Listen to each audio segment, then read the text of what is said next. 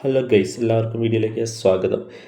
നിലവിലെ T20 world കപ്പിൽ player of the ടൂർണമെൻറ്റിലുള്ള 8 പേരെയാണ് തിരഞ്ഞെടുത്തിരിക്കുന്നത്. അതിൽ നമ്മുടെ സൂപ്പർ താരം സഞ്ജു സാംസൺ ലിസ്റ്റിൽ ഇടം പിടിച്ചിട്ടുണ്ട്. വെറും 4 കളി കളിച്ചിട്ടുള്ളൂ. എന്നിട്ടും പുള്ളി ഇടം പിടിക്കുന്നതിൽ എത്രമാത്രം ഇമ്പാക്റ്റ് പുള്ളി ഇന്ത്യൻ ടീമിന് വേണ്ടി ഉണ്ടാക്കിയെന്നത് നമുക്ക് അതിൽ നിന്ന് തന്നെ മനസ്സിലാക്കാം.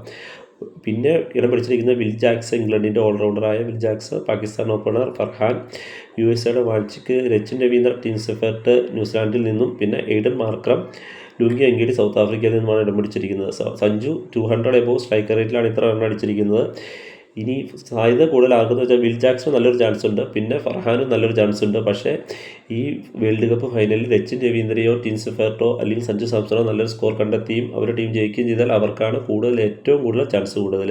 സഞ്ജു ഈ നാളെ നടക്കുന്ന ഫൈനലിൽ ഒരു 50 സ്കോർ ചെയ്തിട്ട് ടീം ജയിക്കുകയും ചെയ്താൽ സഞ്ജുവിന് ഉറപ്പായിട്ടും കിട്ടും. അതുപോലെയാണ് രച്ചിൻ രവീന്ദ്രയുടെ കാര്യവും ടീം സപ്പോർട്ടിൻ്റെ കാര്യം. അവർ അത്യാവശ്യം നന്നായി കളിച്ച് ടീം ജയിച്ചാൽ അവർക്കും ചാൻസ് ഉണ്ട്. എന്തായാലും സഞ്ജു സാംസൺ ഈ ടീമിൽ ഇടം പിടിച്ചത് തന്നെ, ഈ ലിസ്റ്റിൽ ഇടം പിടിച്ചത് തന്നെ വലിയൊരു കാര്യമാണ്. സഞ്ജുവിനും സഞ്ജുവിൻ്റെ ആരാധകർക്കും എല്ലാം വലിയൊരു കാര്യം തന്നെയാണിത്. ഒന്നുമില്ലായ്മയിൽ നിന്ന് ടീമിൻ്റെ പുറത്താന്ന് കരുതിയ ഒരു കളിക്കാരൻ ഇത്രമേൽ എത്തണമെങ്കിൽ അവൻ്റെ ഹാർഡ് വർക്ക് തന്നെയാണ്, അതിലൊരു മാറ്റവുമില്ല.